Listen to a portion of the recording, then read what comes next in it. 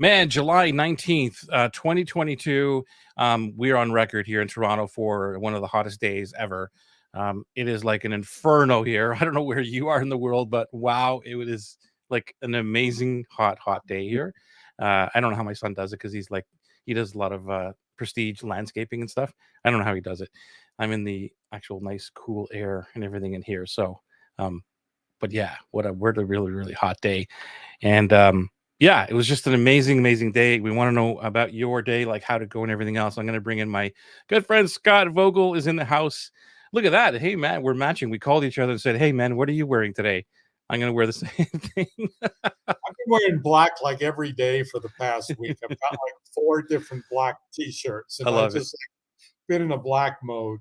But it was really hot here today, and of course, like high 80s, 90, I think. And of course, I did my noon yoga in 104 degrees because it just wasn't quite hot. Yeah. You gotta let's get the heat up there. Yeah. And sit outside afterwards in the heat and get some more sun. Why not? That is so cool, man. It's so cool. So how'd your day go? My day was amazing, bro. I got to not only spend Friday and Saturday with some dream clients in training in my 2-day program. I was on with one of them today. I said, can you just help me with a couple of yoga postures?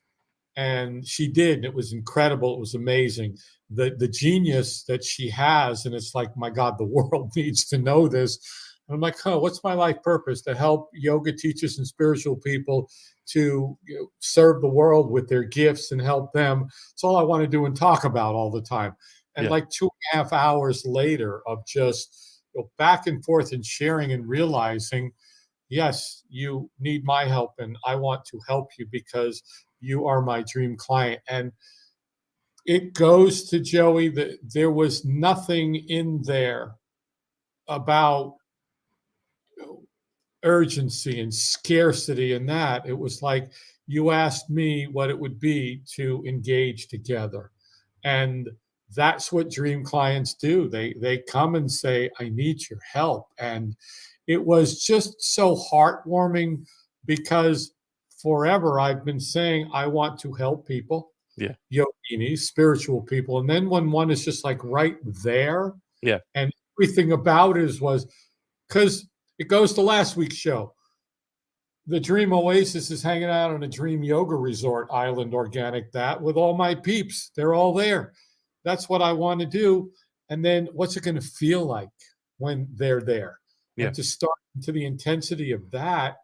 And just when you're with your dream clients, and I was with them for 2 days, Friday and Saturday, I went 4.5 hours Saturday, bro. I was going to do, 2 hours. Time stands still, right? It's crazy because, and it's not like, oh my God, it's like I was invigorated and it was exciting and and a good percentage of it were our peeps as well, because there are peeps and there was new peeps and different peeps that weren't in the tribe. But when people from other tribes come together and they're all the same like-minded dream client people, it's like, and then they want to play together on a dream island with the people. And then we become a connector of sorts. So it was just, and today was a day, bro, with what's today, it's 12 days since I did my, 12 weeks, future Scott, present Scott. And, the rhythm of things, especially I am not engaging with technology until I finished my prayer, my meditation, my zone of genius, and my think time. And I met with someone this morning for a few hours outside of the office. And then I get in, it was like, ding, I got to check. No. And just the whole dream life into that. And even, I'm not sure if it was Anne or Lorna or one of them, I had said something, I was playing with what I'm doing with my program. And they just were like, well, Joey would decide this is what I feel like doing it. If you can hang out with me, that's great. But I'm doing it this based on it. And I was like, so wise. This tribe has become and I know that what you're all about, Joey, is teaching people this philosophy of Atlas. Not so they can say Joey's great, because they go out and build their tribes and they go out and live the dream life. And then they help other people and teach other people. And I got to give you more kudos, because I integrated a huge piece from last week into Cool. my Friday and Saturday. And that huge piece was, how will they feel when they get there? Future casting, future pacing. We've talked about it. Imagine ... And then here's where you're going to be in the oasis, but you just took it deeper, and it was like, you got to teach them how it's going to feel. Yeah. And I went and did that, and it got deeper and made so much sense. And using the languaging and what I play with emotions and my stuff, and it was just got so powerful, all of that. So that's kind of how my day was, Joey. How about you? Tell Amazing, us man. about your last day or so. Today, today was epic. It was, I talked to quite a few groups, and I'm on my own coaching group as well on Tuesdays. So had an amazing conversation there. But I also, in this morning, my coach Gio, like he invited me downtown Toronto, and it was an experience for me, because, as you know, like, I have this whole thing about getting out into the world, right? And Oh, and you love going navigating out in the world, Joey. Never. and navigating like the world, and so, like, if anybody wants like an experience, come with me in the car and drive from my house downtown Toronto. It's not that I'm a bad driver or anything else. It's just that I get really anxiety when I have to go into downtown. And so to prepare for this thing, I don't know if anybody knows this, but then maybe this will help somebody, because maybe they have anxiety, but like, the level of stuff that happened today was interesting, and then how I dealt with it. So let me share a little bit of it, if I could. Please do, Joey. Yeah. For To prepare, because I have ADD, so to prepare to go, that's a whole ordeal to prepare to go to an event, even if it's just for a coffee, right? It's just like, okay, I got to prepare for this thing. So I get up 2 hours early. I set my alarm. I'm like, okay, I'm gonna do this thing, and anyway, long story short, I'm still late. I still leave late, and when I was 2 hours early, and so that's fine. That's normal for me. I'm gonna be 10 minutes late or something like that. I'm trying to fix it. So I'm driving down, and it's not the driving part that gets me. That's totally cool. I can deal with um, traffic and stuff, right? But then I get down, and so I message him. I say, "Listen, dude, I'm going to be like 15 minutes late." That's what the thing tells me, and that's normal for me. Like, okay, whatever. So I get there, and I'm circling, trying to find parking, right? Because downtown Toronto is like a mess, and I don't know anywhere like outside of like my 300-foot radius. If I go from here even to 500 feet from me onto the main road, I'm like, when the hell did they build that? Like, you know what I mean? I just don't get out of my right. And maybe that's not a good thing. So, I'm down there trying to find. I'm going, and literally, I went around like for another half an hour. So I was already 15 minutes late. I went another half an hour trying to find parking, and I actually passed them. They were on the patio. I passed them 4 times trying to look. I was up and down the street, because it's one way. There's a lot of one-way streets down there that, like, holy crap, that's another issue. And dude, I'm panicking. I'm starting to panic. Like, I'm really starting to get a panic attack, like an anxiety attack. I'm like, I'm already late. I want to get there, and I'm literally panicking now. I don't know if anybody here has had a panic attack, but I'm starting to panic now. And so now I'm like an hour late, and I got to the point of panic driving around and going to say, I'm done. Like, I'm going to now text and say, I'm going home. Like, and I'm right there. Like, I'm literally 10 feet away from as I'm passing, right? Like right there, but I just couldn't stop and park, right? I'm like, I'm gonna give up. Like, this is just not it. And so that's where my brain goes. It goes to the extreme level of, you're like right there, dude, but you're still willing to give up. I'm like, yeah, I'm gonna go home. And this is the conversation going on in my head, the little doubting Dans and all these things, right? I'm like, I'm gonna give up. Luckily, I overcame it, and I went, no, I'm just gonna park, and if I'm an hour late, whatever. So I park finally, and I go have a conversation, epic conversations, and it was like the whole thing was all over. It was like, this is amazing. I'm so glad I came here. But it was reaching that level of panic and saying, no, I'm not going to let you win, because I would have went home. Like I've done it before. Like I'm just like, whatever. And they didn't know I was like that close to them. So I don't know if anybody is on the call right now and has any idea of like what this is, or maybe an experience of yourself. I'd love to know. Maybe I'm just the one freak in the world who goes through this kind of stuff.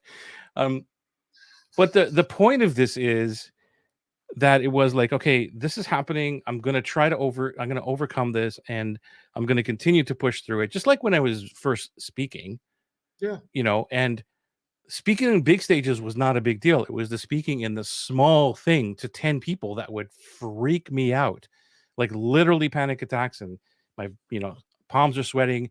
And I forced myself into situations to talk to those people, to 5 and 10, maybe 15 people at a time, so I could get past that. And now I crush it anywhere. I don't really care. Give me 20,000 people, give me 2 people, doesn't really matter. Right.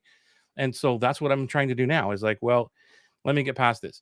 But I was ready to give up. So I don't know if anybody on the call is in the same situation where they're like, the guy's digging. You ever see that meme where the guy's digging for the gold, right?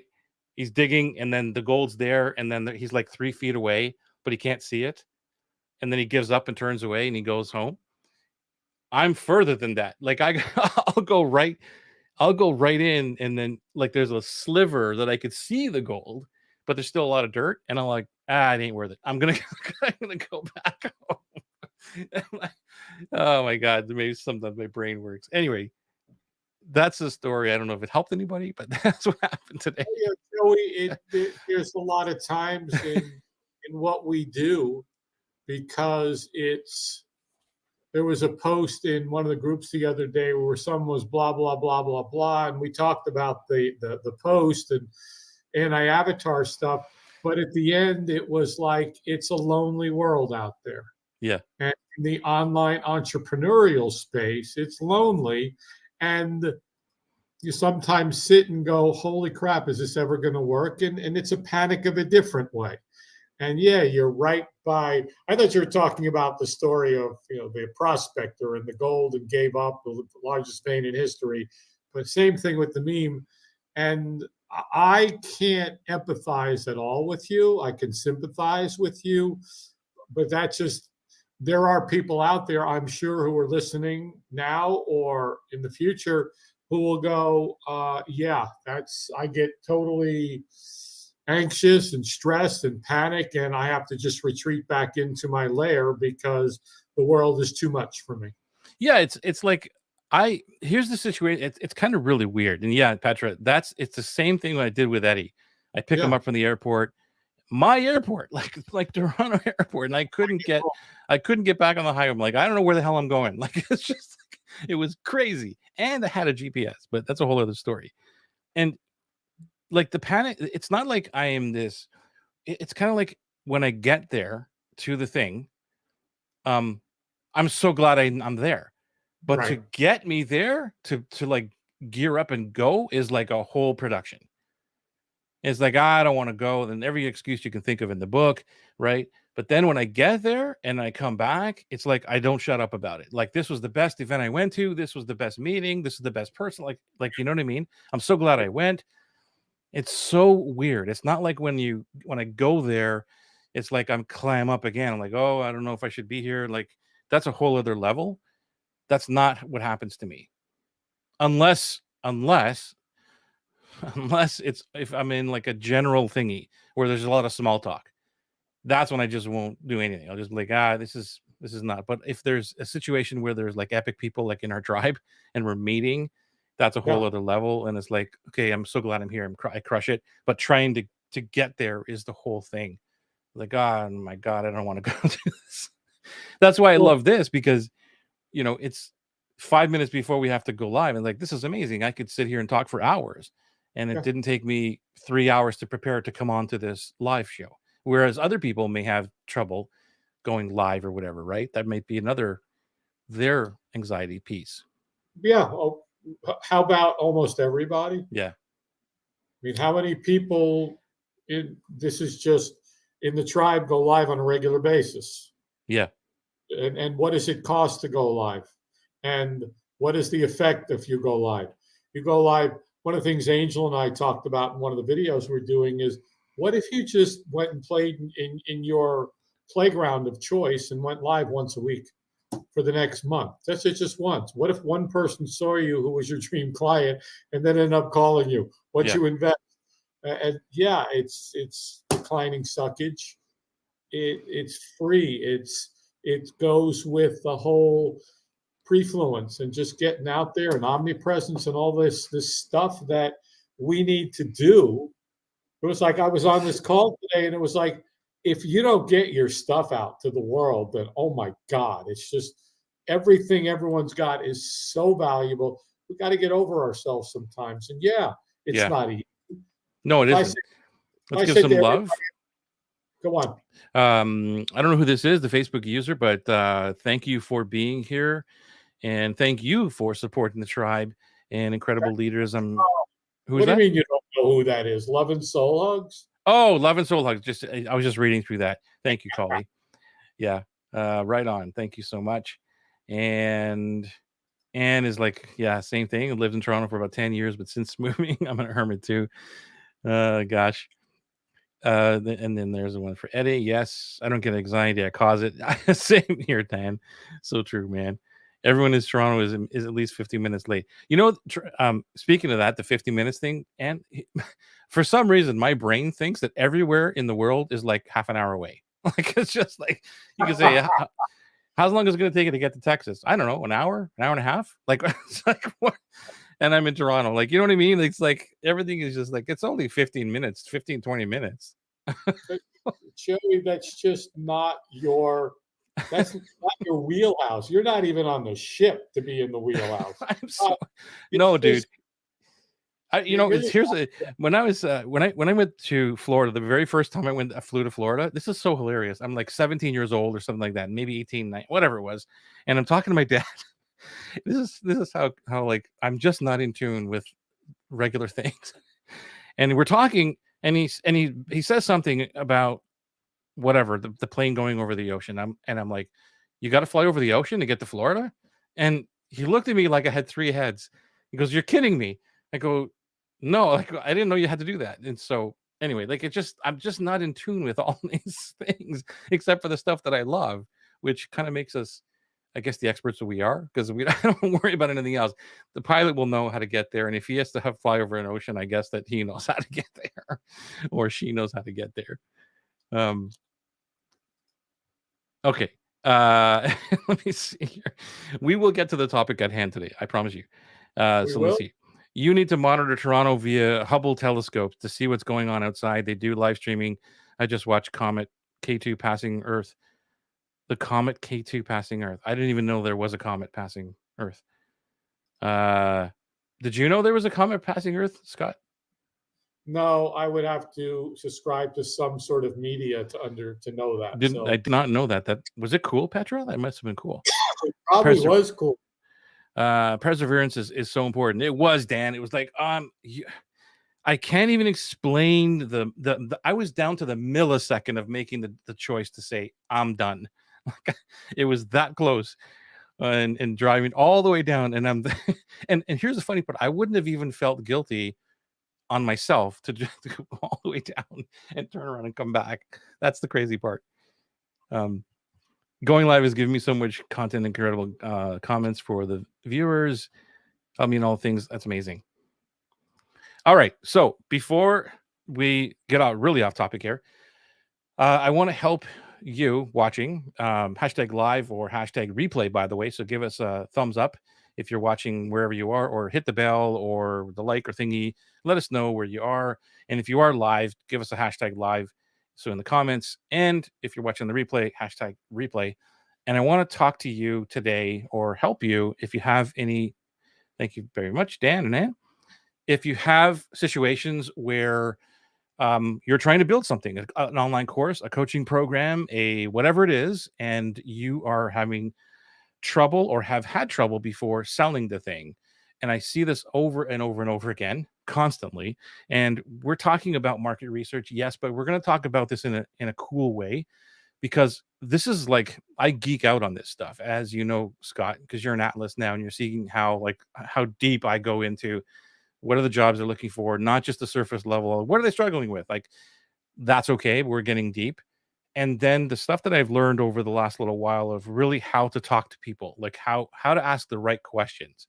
And there's great survey questions out, but I like to go a little bit different, as you know, because there's that little sign over there. Where is it? Right. I want to be a little bit different and help. I just saw there's this and help you maybe look at the marketing or the conversation in a little bit of a different way. And this always triggers the thought or the quote from Seth Godin that basically he says, there's so many people that are out building a key and then they try to go find a lock to open. I just absolutely love that quote. And he doesn't exactly say it that way, but that's basically what it is. Is like, so many people they build a key and they try to find a lock to open. Whereas the way that this process is go and have conversations with some locks and see what they need, and then go build the key to open that. And so, do you have any input on that before I go? Because I have some notes here that I want to actually share with some people, or share with everyone here on some key things. I do. Why don't you go through the notes, because what I've got to say will be part of what you're going to talk about in the notes, most likely. And this is a really important topic, and I want you to get through it because we can. The main thing about the discovery process, that's what I call it. It's the discovery, is that that life is too short to build something that nobody wants. And that happens over and over and over again.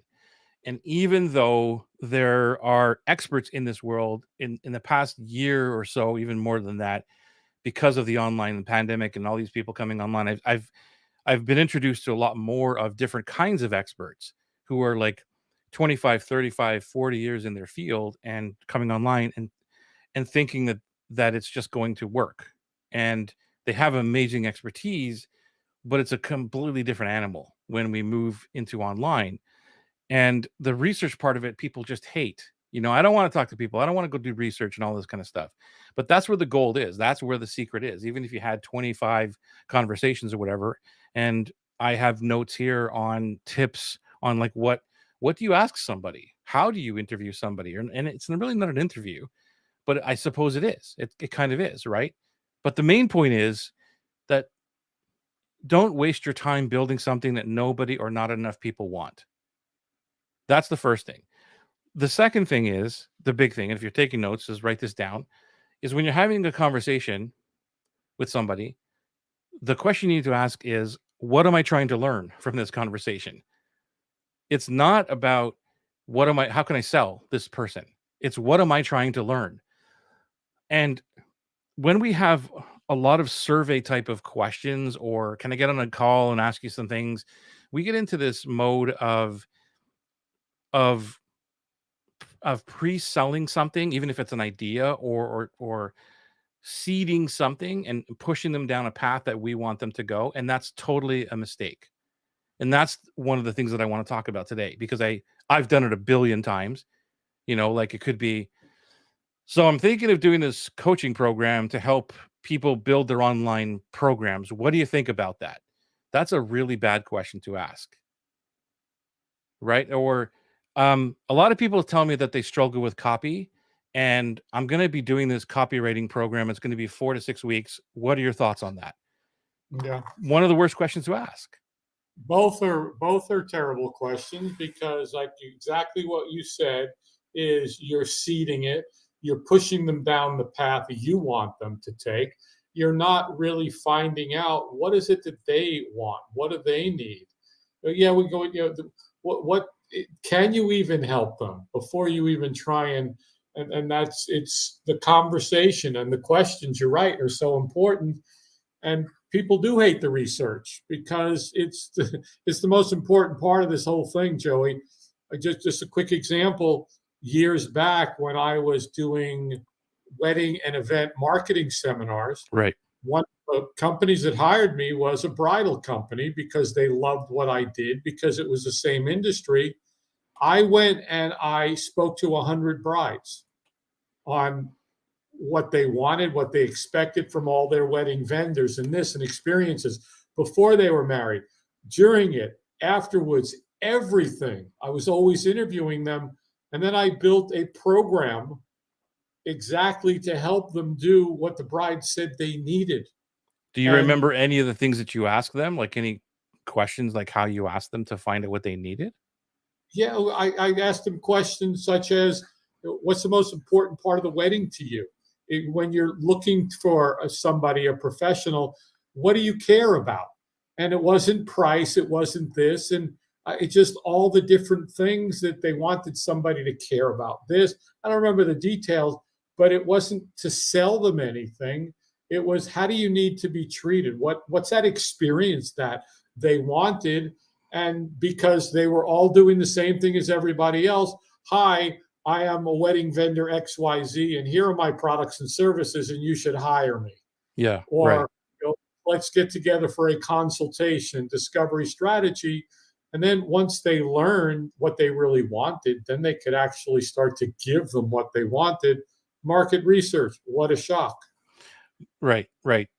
So I want to give some specifics on how to do this to maybe help somebody. And if you got a question or you got a comment, let us know maybe on what you're struggling with in terms of the research or talking to people, because I think it was Zig Ziglar who said, if you're more interested in somebody else and get them what they want, then you can get what you want, something like that.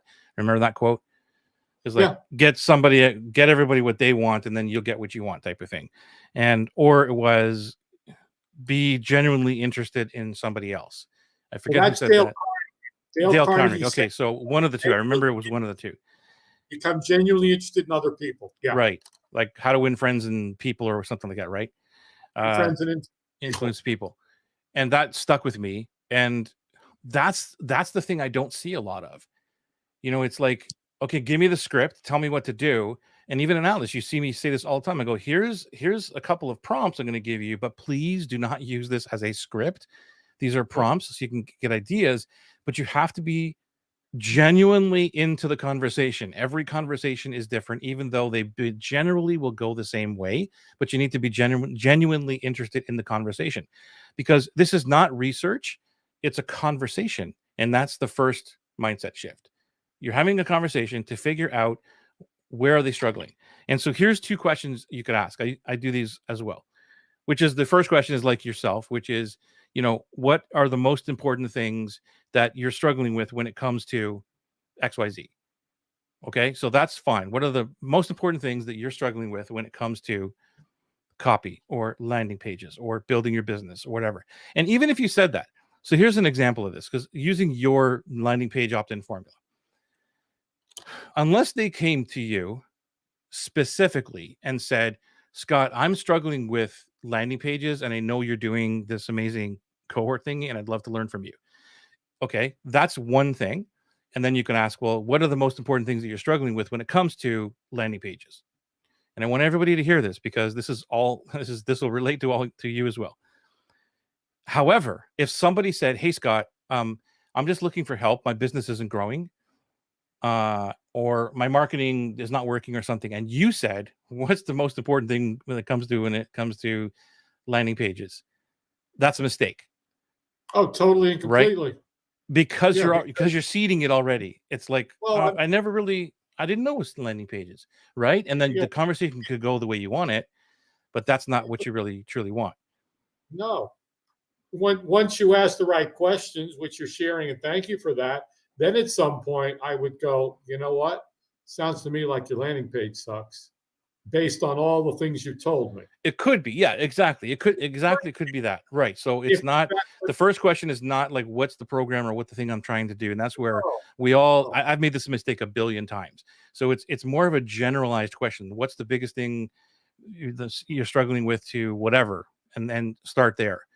And then I'm going to get to your questions here, Anne, because I know you put some in here. I want to bring them up, but let me just finish this thought first.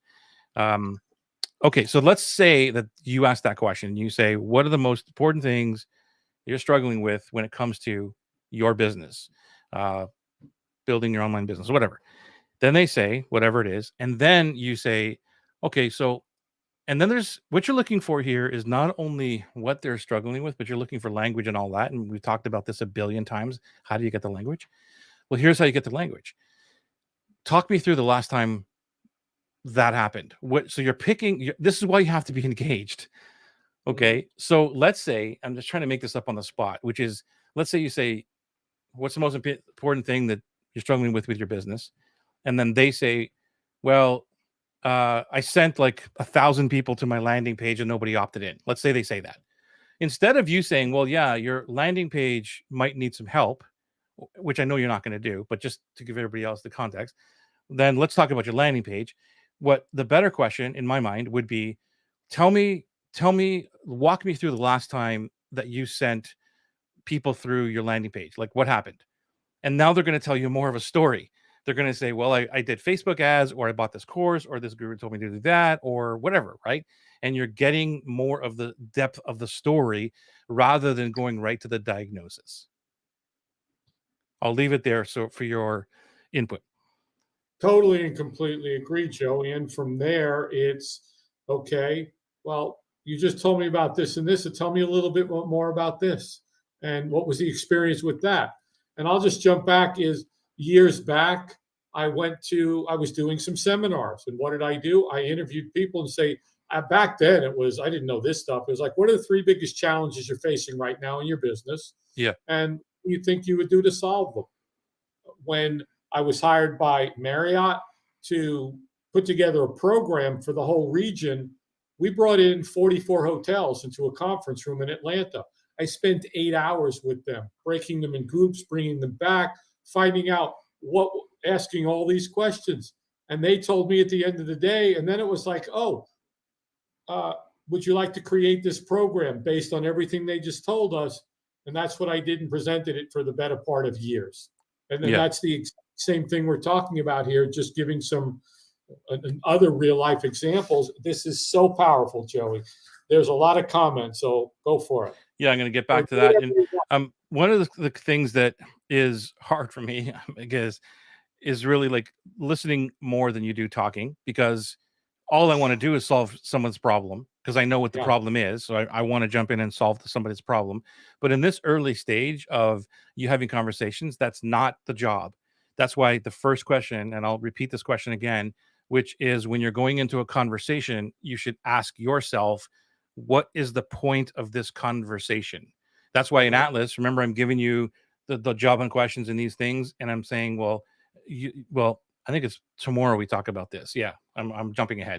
So tomorrow we talk about like the job hunt will be, these questions are not to sell the thing yet. These questions are the discovery piece, even though you're still going to use the same questions in the sales process. Right. So it's like, it's kind of like, what's the job of these conversations right now? And that's so important to understand. Why am I getting into this conversation right now? And it changes wherever the context is. So that's the very first thing. And there's 3 important rules. And I took this stuff from a couple of books. And here, I don't know where it came from, but I'll basically, I know the books, but I don't know which one of the books that came from. But anyway, I'll give you the books as well too. There's 3 important rules that I wrote down here. One is to talk about their life instead of your idea. And this, I see so many times people get this wrong. Here's my idea. What do you think of this? I've been in a group and I've done this with some research. People need this. I just wanted to get your thoughts on this idea. And of course, people are human. They're not going to say that sucks. Maybe I would, like, I don't know, but there's not very many people who are going to say that kind of sucks. They're going to go, that's all right. Yeah, whatever. That's why you get a lot of people who will say, I asked my people, they said they wanted it, and then nobody bought it, because that's what they're doing. They're seeding it. They're going, I've got this idea for this thing. What do you think? And they're like, yeah, of course I'd buy something like that. That's not an indicator, bro. I don't care what anybody says. Well, then you ask your family next. They'll be a good indicator. Yeah, I've lost tens of thousands of dollars sitting and eating pasta on Sundays, doing, commercial marketing when you're, buying the commercial and trying to sell info products, saying, "Would you buy this?" And, "Oh yeah, I'd buy it." Tens of thousands Joey, of I'm dollars. going to repeat what you said again. What is the point of this conversation? Not this conversation, of course. Right. But what is the goal of it? It's when I sit down, and probably when we sit down and write copy. Okay, what's the goal of this copy? What's the goal of this email? What's the goal? What's the goal of everything? And the goal is to and talk about their life instead of your idea. Going back to Dale Carnegie, one of the stacks that they teach in the program is if you're going somewhere, there's these 9 pictures you use in your head to ask questions about them, constantly about them. Yeah. And where do they live, and their hobbies and their kids, and this and the travel, and all the things that you can ask to become genuinely interested in them and their situation before you even think that there's something that you can give them. Yeah. The second that rule. was number 1. What's number 2, Joey? Thank you. See, you're already ahead of me, man. You're on the ball, bro. Number 2 is ask about specifics in the past instead of generics or opinions about the future. I'll repeat that. Ask about specifics in the past instead of generics or opinions about the future. And that's why I gave you that other question, which is, tell me where you're struggling. What's the most important thing you're struggling with? And instead of saying, "Oh, okay, well, here's how we could fix this," you say, "Tell me more about that," or walk me through the last time that happened. Okay. Then the third one. Joey, let me just jump on that for a second. Because there's so much I want to share. Yeah, I know, and it's inspiring so many things what you've already talked about. But when you're talking to them and asking, what I love, walk me through what happened the last time you did this thing that caused you a problem. Well, you don't stop there. It's like, well, okay, tell me what it was like when that happened, and really what was going on, and what did this, what did that, and this, and just totally immersed in it, because that's where the languaging comes out. Is God, it was horrible, and I was up all night, and this, and the thing didn't happen, and my wife and the kids and my family, and this, and disappointed. All of that comes out, and we don't even. Oh, well, you should have my thing. No. Number 3. And so you brought up a really good point. The question that I stole here, I think it's from the Mom's Test or something like that. That's the book. Is how are you dealing with that now? So if you go into what's the problem you're struggling with, and then the person says, and then you say, "Okay, walk me through the last time that happened." Then they tell you, and then you could say, "Well, how are you dealing with that now?" Now you're bringing them back into the present moment, and that's where, because I've had epic conversations with people, as you know, like a lot of conversations, and over time, and then it gets to the point where, okay, here's the solution, and they're like, "Well, yeah, I'm dealing with it," and in the easiest context to say, they're just like, "I'm just dealing with it right now. It's okay. I don't really need to do anything about this right now." Right. So it's a lot easier to get that early on in the conversation. Whereas you're telling me this is a problem. You're saying you're walking me through that this was like a major pain and agony in your life. And then, so how are you dealing with that?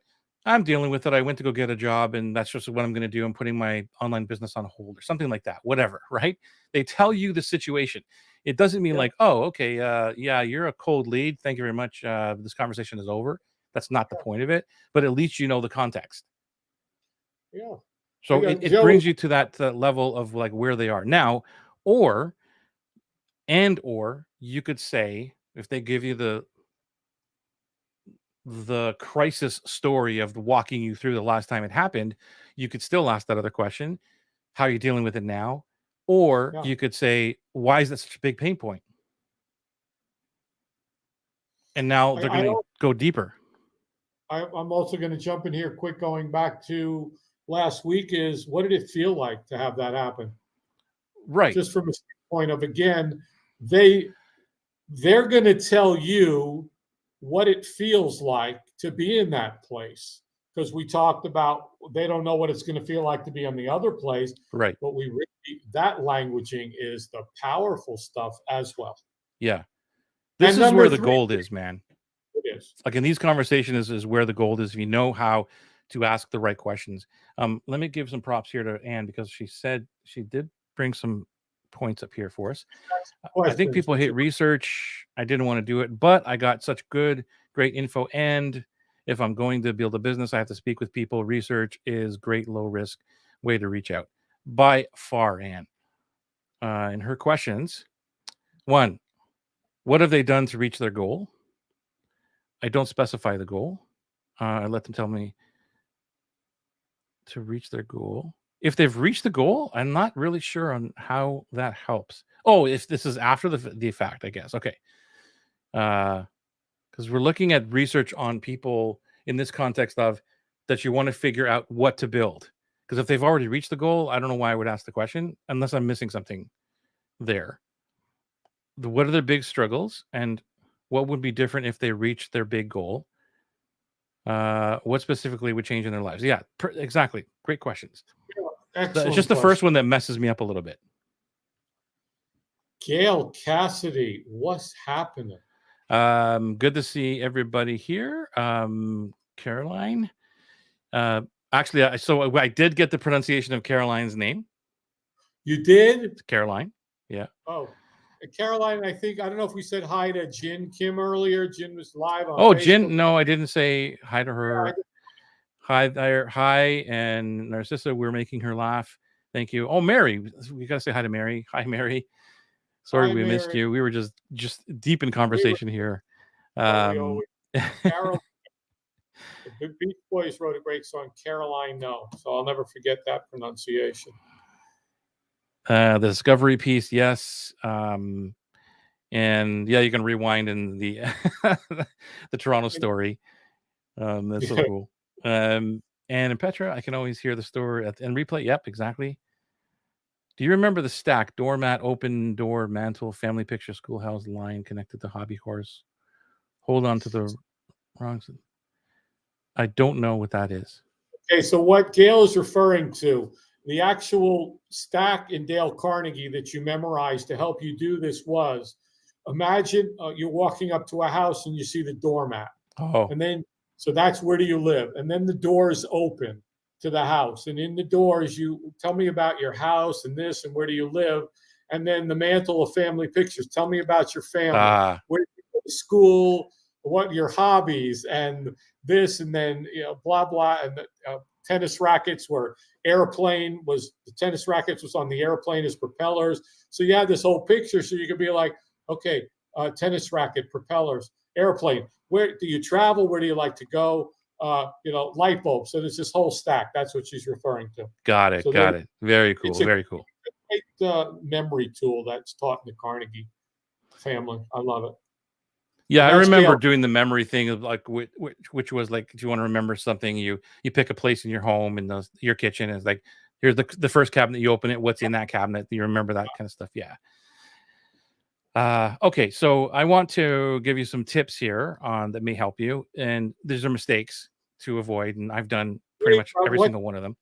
Joey, excuse me, what's rule number 3 for those of us keeping track? Oh, number 3. Shoot, I thought I told you that one. Talk less and listen more. No. We were blessed with twice the amount of ears and mouths for a reason. Talk less and listen more. Okay, thank you. I still struggle with this one. Like I still, because I just want to get in there and help and just give advice or whatever, give them tips. But yeah, that's a tough one for me. So here's some mistakes, which is when, let's say that you mess up the first one and you talk about your idea. I've got this idea. What do you think? And they talk about, and they're like, yeah, that's a really great idea. And then they talk about the thing, which is what you want. Like us as humans, like, this is amazing. They love this thing, and our egos get in the way. So that's one other area. But let's say they do that, but they're not really getting it. And then what we do is like, no, you don't get it. Like, that's not what this is.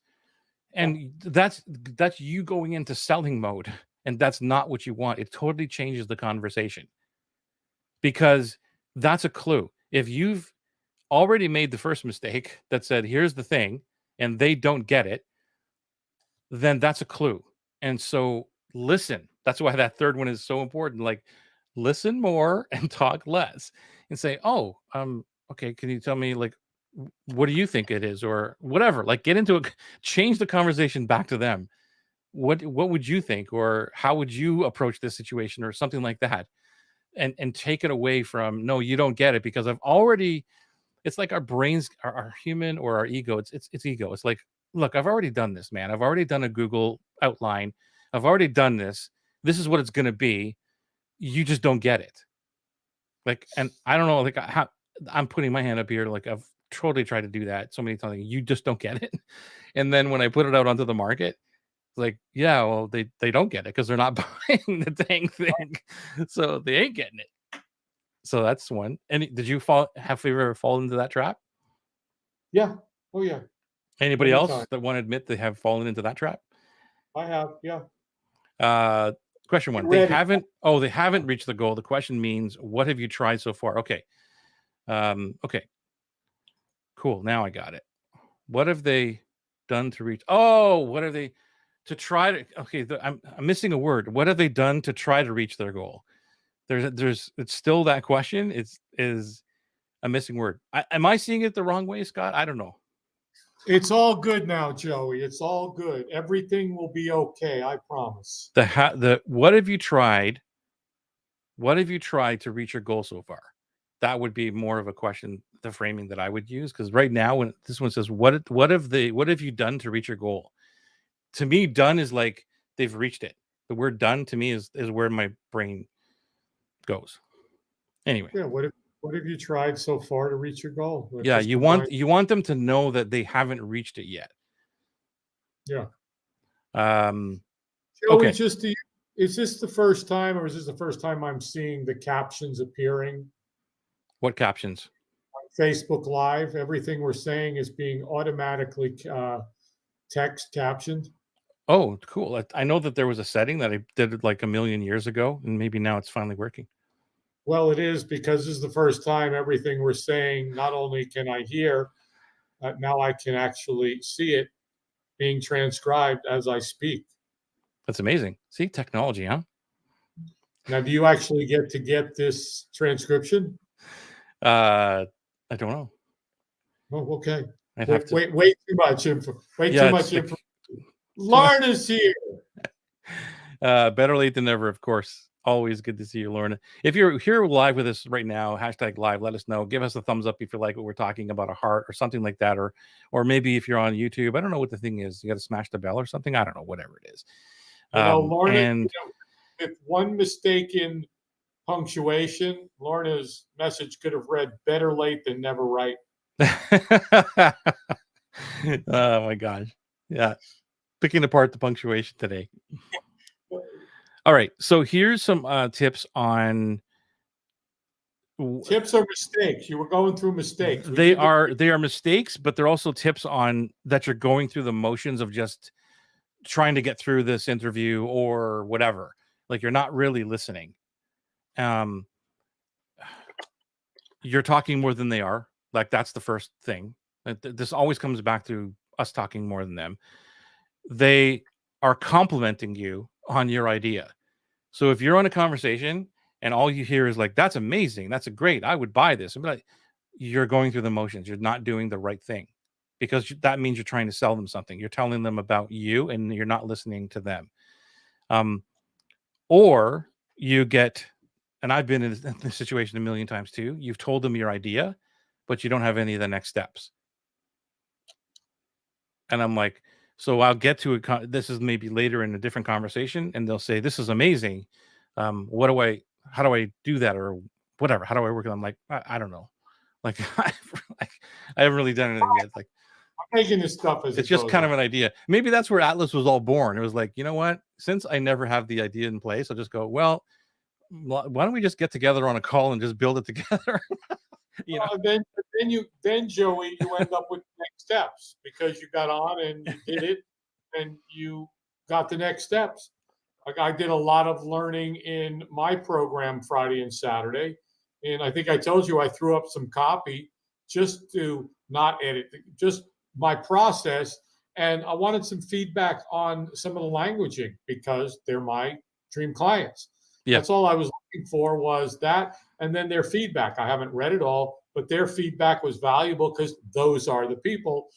I'm not going to ask my two best friends to read it and tell me what they think, because, like, why do I care about you? Yeah. Hey, another tip, mistake, strategy, technique, tool, whatever. This is a big one. Uh-oh. Make sure you have at least one, if not a couple, questions that scare the living crap out of you to ask, because you're doing research, you're finding out stuff about what your hypothesis is, because you have this in your head. Again, if you're not seeding something and you're finding out whatever, is this the right market, is this the right people, are these dream clients or not, like asking questions that are going to scare you is one you have to do. And then going back to, well, are you just going through the motions? That's a mistake. If you haven't asked a question that scares you, then that means you're just going through the motion. You're not doing the right thing. You have to have that question in there that scares you.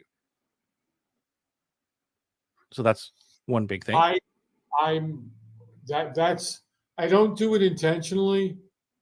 When I do what I do and how I do it, it ends up happening a few times. Either Cool. it's, scaring them or causing them to cry. And again, it's not intentional. It's not like, okay, I'm going to make you cry. It's like, I'm going to ask you some pretty intense, deep questions about you and what's holding you back and your struggles and your challenges and this and that. And that's part of our jobs as guides, is to help them find out. Yeah, it's true. But when you're doing, for sure, when you're doing that kind of research, let me give an example of one that I asked. It's not scary to me anymore, but it was when I first started it. When I first started selling Atlas, and we'll go through the chat, right? And they would say, great, I'm in, and whatever. And they would buy. And then 5 minutes later, I'd say, Scott, why did you just buy from me? Like, I would ask them, like, right there on the spot.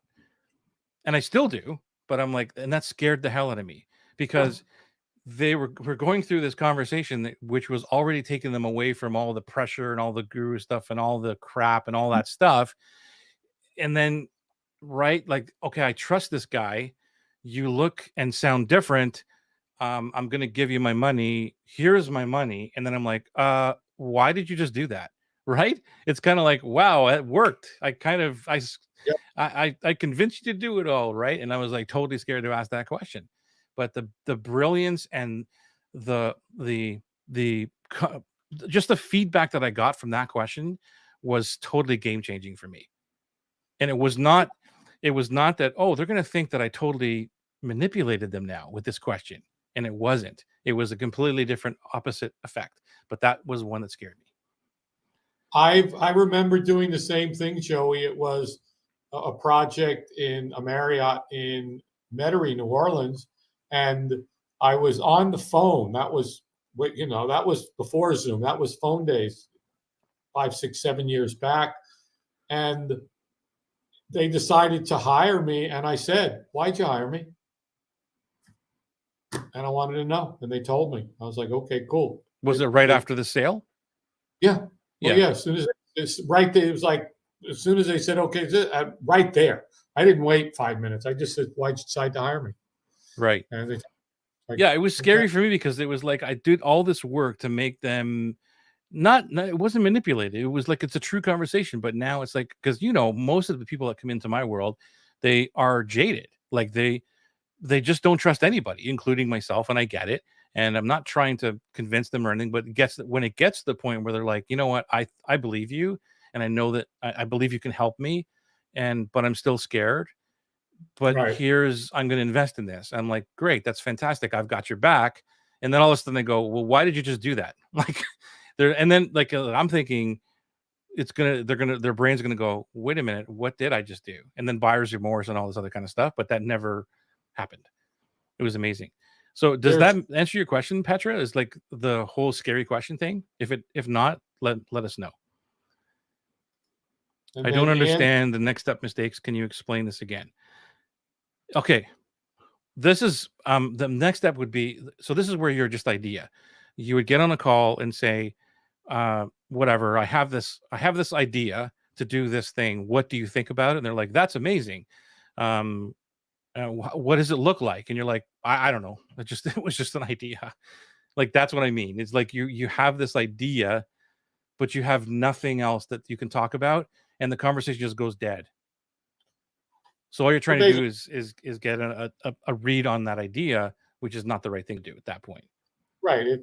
There's like, that's a great idea. How do I start? Well, okay, the program is this, and here's what happens, and da da da da. The, the mistake is not having the next step ready to go. Well, or at least an idea or an outline. Like, you don't even have to go. It's not even if somebody says, okay, that's great, I want to buy it. But it's like, I'm thinking about this idea to do this. And they're like, right. Fantastic. That's great. Like, how does that work? Or what would it look like? Or something like that. And you're like, I don't know.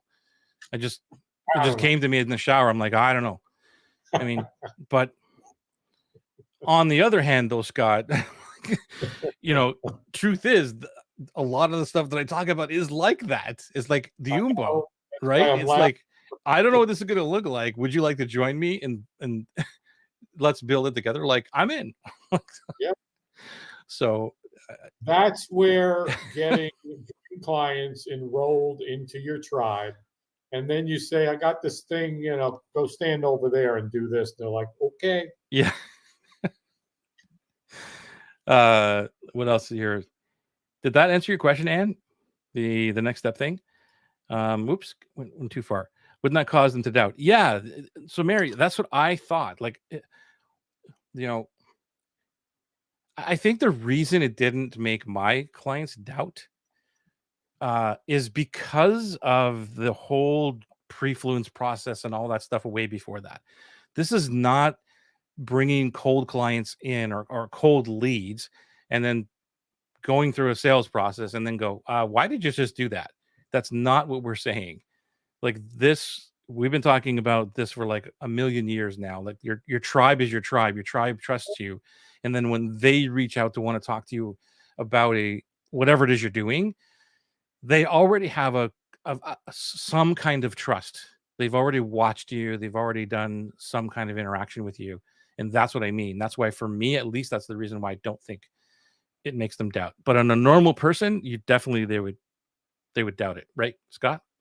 Well, if you ran a funnel to cold traffic on Facebook and got this many opt-ins and this many conversions and this many click-throughs and sales, and you ask them, they'd be like, maybe I made a mistake. Yeah, maybe you made a mistake. Why are you asking me if I bought it? And then all of a sudden, but here we're looking for the gold. We're looking for their emotional, logical mindset of why. And they're going to say, you know what? Because you're not a scumbag. Or, you know what? Because you're the first one that allowed me to feel a real sense of confidence and ease and hope for that. It's just, I hadn't seen. I've wasted blah, blah, blah. And it's also letting them celebrate their decision. Right. And not denying them that privilege. It goes even deeper than that. And I think it's brilliant. I even think that, like, some of the times, this is where I get a lot of like, where are clients really in the journey, in their mind or whatever, when they join Atlas, or like, where are they? Not just in the problem, but like, where are they in the mindset? And that's where I understand them really, really well, is because of that question. Because I don't know what the ratio is, but let's just call it 50-50, that somebody might say, I'm still really scared about doing this. Like, I've tried so many different things and I just need to get this thing done. Like, there's another level of problem, situations, trust, all that level in that question that comes up and said, and then, because I'm not fishing for compliments. I'm not fishing for, because I trust you, you're honest and all this. I get those, which is amazing. Are you going to say you look handsome also? Is that I heard? No, but it's like, I mean, you're not looking for that. Those are great. But I want to know, why did you trust me? Why do you think I'm different? And then sometimes they just say one thing and they just leave it. But other times I'll get a whole bunch of reasons, or even that they're still scared about the certain thing, which allows me to understand where they are in the process of learning with me. Does that make sense? This is why this is so important, guys. Like, why I'm telling you all this stuff. Would you put any of this you're talking about right now at the end of the chain of beliefs? It's not. Well, it depends on which chain of beliefs you're talking about. If you're talking now in the program chain of beliefs, yes, because they come in with a belief of the chain of beliefs begins another journey of like a new chain of beliefs starts, right? Because they've already bought. Now they've got a new chain of beliefs to go through. So Okay. yes, that goes inside the program. Thank Because you, if they Joey. believe that I'm at least different and they believe that this program may work for them, they're still not convinced, then they need to believe that it will work, obviously. And so yeah, it goes into that chain of beliefs inside the program. And again, bro, I learned early on that every client that came to me, these companies, I would ask them what they wanted, and then I'd write a proposal and gave them exactly what they told me that they wanted. Right. It was never, I got this great idea for you. That Right. comes after. Then it was like, you know what? I've been in 100 of your hotels and you guys really are doing this poorly. What if we did this? Then it's like, okay, Right. cool. Yeah. Yeah. Is it about that you are scared about the answer? Yes.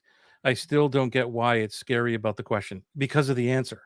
It's the answer, not the question. It's the It's the answer. answer. And it goes back to Petra that if I've had any kind of sales pitch in there or any kind of anything, then I'm going to be afraid to ask that because they might think buyer's remorse and they might think, well, why did I buy that? Maybe I shouldn't have bought it. Why did they just ask me that? It's that's what it's all about. It's not the question, it's the answer because we think that somebody's going to say to us, well, you know what? I made a mistake. You suck. And I want my money back. And that's why we don't do that. It's like, yeah, we made the sale. That money's in the bank. Yes. You want to, yeah, you want to ask all the hard questions. Like, so for instance, Petra, I'm just going to make this up.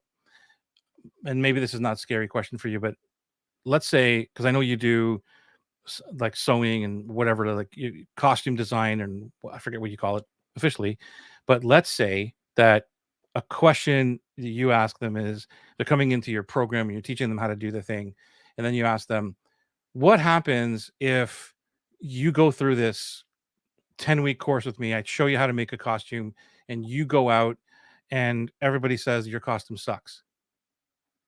Like that would be a scary question to ask. Would you not agree? And then see Yeah. what they're going to say. Let's do it. Yeah, like so what would be a question that you would not want to like really ask and if somebody said, "Well, then I know that your program sucks or you're not a great teacher or I'd want all my money back," or like whatever. You just don't want to hear the answer. But that's where their mindset is, which allows you to position or frame or do things that will make them feel better when they come into your program, which is the reason why all my guarantees or how Atlas is framed and not framed, but how it's designed is because of all the conversations. And so I've pretty much, I wouldn't say 100% have nailed all of it because I'm always learning, but it's pretty close that every time there's something that's there, when somebody reads it, they're like, man, this is exactly what I'm looking for. And it's not because it's the program, it's because of all of the nuances that I'm talking about here throughout the conversations. Makes sense. Thank you, Mary. And if someone asks, what would my idea look like? I have some answer, even if it's a super high level outline. What would my idea? No, you don't want to ask that. You at this stage, at the beginning stage, you're trying to find out what their problem is, not your idea. Like when you talk about your idea at the beginning stage, uh you're seeding your idea. It's like that's the big mistake. I've got this idea. Here's the outline. What do you think about this? Most humans are going to say, that's great. I like it. Like, we don't want to hurt people's feelings, but that's the wrong data we're getting back. So you want it to be completely open say, what are you struggling with? And that's fantastic. So, walk me through the last time that happened. What I would think, be, what would you, and here's another one I've heard a lot of times. Let's say you did that. What are you struggling with? Walk me through the last time that happened. If there was a program that could fix blah, blah, blah, blah, blah, would you buy that? Or would you be interested in that? Or would you want me? Wrong question to ask. Because that's yeah, again seeding. I think Anne's just following up. I think she's just saying if someone said to her, Oh, okay. That's cool, what does it look like? She says she has some answers, high level outline. So we're good. Oh, okay. Yeah. Cool. Yeah. But I mean, and I'm glad you brought it up because again, anybody listening to this, needs to hear that because we're always looking at here's my idea, here's what it's going to look like. What do you think about it? And then they give you their answers, and you're like, great, this is going to sell. Not true. Those conversations go after the fact. Like you've had conversations. I talked to Scott. I get all of his ideas or problems and stuff. Maybe have a follow-up conversation with Scott. And that's a different say, Scott, like these are all things you told me. And I'm just wondering, this is an idea I have. And that's a different conversation than the first conversation. Joey, it's interesting because pretty much my whole career in speaking, training, consulting, that was all about what we're talking about. And then 2 years ago, I went and built something that a few people wanted, but nobody really came to me and said, we need this, this, this, and this. Right. That was so. As we're talking about this, it's bringing me back to everything I've ever done, and it was always like, well, let me find out from you what's going on using this same methodology. You've heard me call it the Socratical method, going 21 levels deep. Same thing, and the Dale Carnegie teaches you with that, and it's just. You're taught in sales, like if you go sit in somebody's office, you say, Joey, that's a cool, we do different. What does that mean? And Joey, what's that thing? Exactly. Joey, your wife. We're not doing it. It's not that to get to, okay, I got all the information. We've created the relationship. Now let me go the pitch. It's just doing all that, going back to the top of the hour to we're serving people in the highest way by figuring out and helping them understand where they're at. Because when you ask people some of these questions, they're like, I don't know. Yeah, you do. You just haven't thought of it. It's true, like what you said, and like that's why at the beginning of this conversation, we talked about like why are you going into this conversation? There has to be a goal to it. And the first goal in my mind is that, well, using pillar number 2, which is serve, don't sell. How do I serve this person today? Even if it's just getting them to voice what's going on in their life and being able to talk to somebody who kind of gets it and not to sell them, right? But you're also gaining major things from that conversation. If that's all you did for the first conversation you had with somebody, you're going to get gold like crazy. And there's another tip here, which is, especially you'll hear me talk about this in Atlas when I give you the thing, it's like, again, don't just use one question and then use the next one. Like have little mini conversations between the questions, right? They're just there as a prompt. Sometimes I don't use them. But if somebody tells you about a problem, your job is to probe. You do this brilliantly, right? And you just said that sometimes you make people cry. And thank you. That's not the point. That's not the point to make people cry, but some things we probe so deeply that it touches them in ways that nobody has ever touched them. And we're getting to the real grief. That's our job. Yeah. So we could help them with the true thing that we can help them with. Well, if we're going to truly help them transform, before we even talk about any of our stuff, we got to so totally know what's going on to the depths of it. Had a conversation today and it was like, I'm afraid. What are you afraid of? I'm afraid of this. Where'd that come from?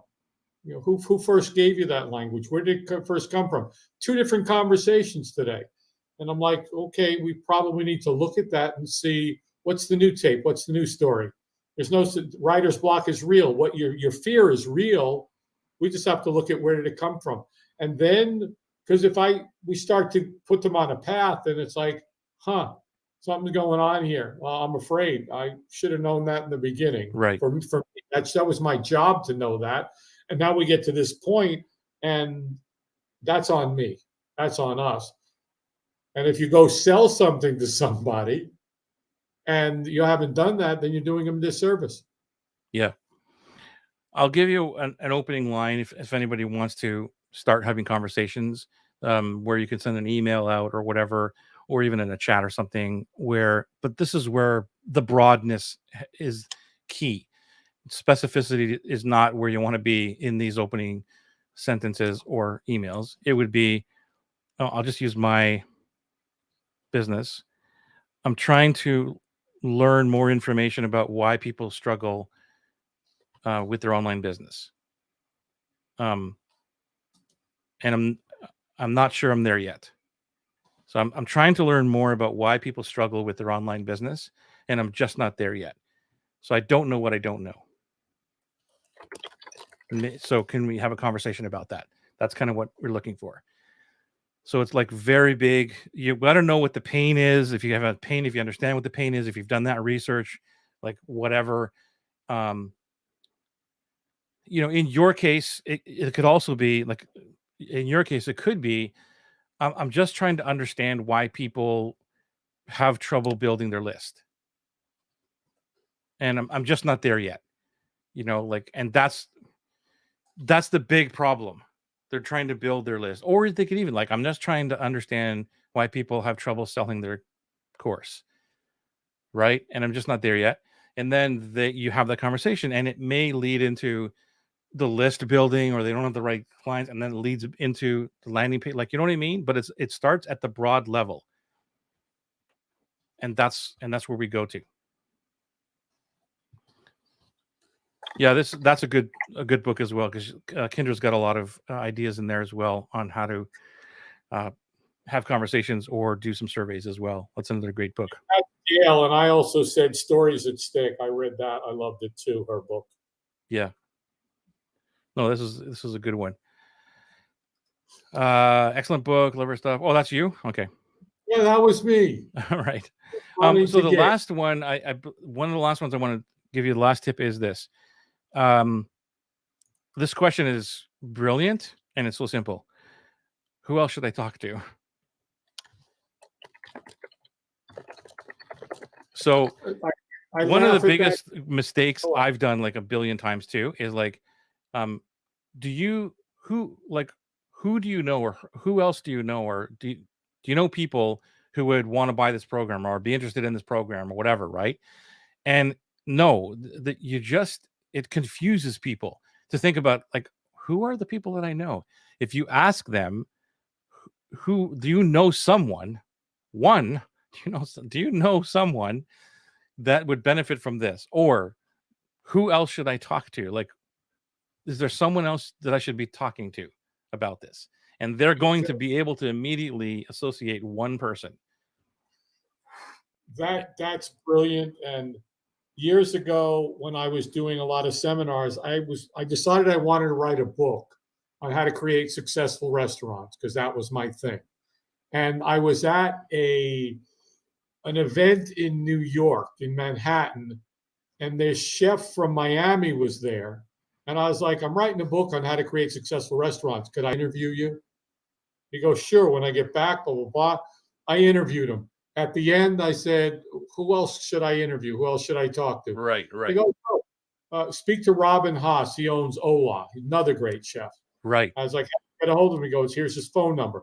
I finished with him, and I said, who else should I talk to? Right. He goes, Todd English. Todd English ran the Olive Group, big, giant restaurant group. I was like, how can I get a hold of him? He goes, I'll give you his cell phone number and tell him I said to call, and something like, is brilliant, he still right? in?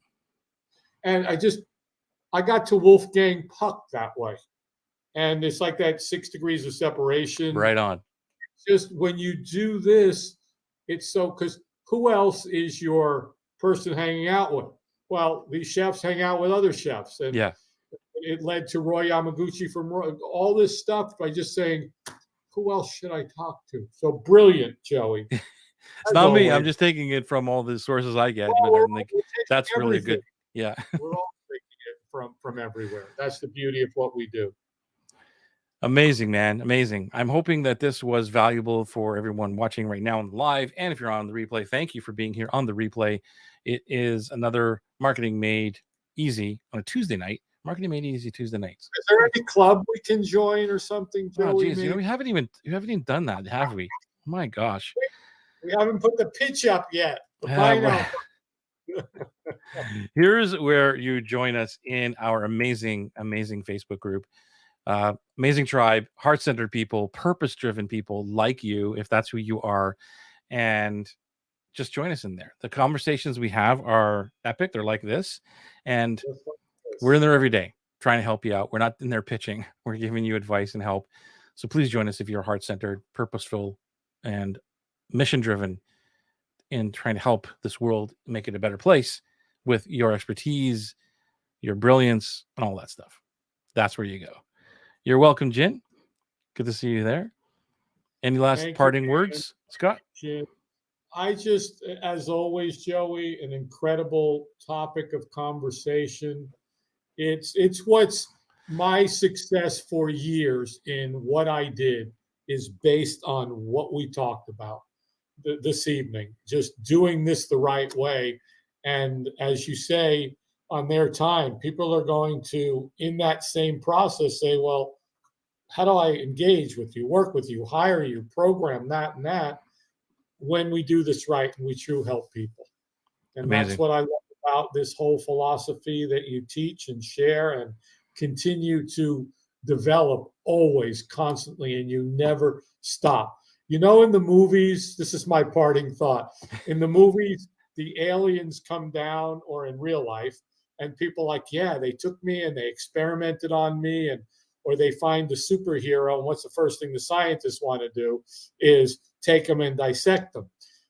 You better be careful, Joey, because one day somebody's going to be, we need to get this guy, and we need to like put all kinds of things on him and figure out how is he so much smarter than the average bear.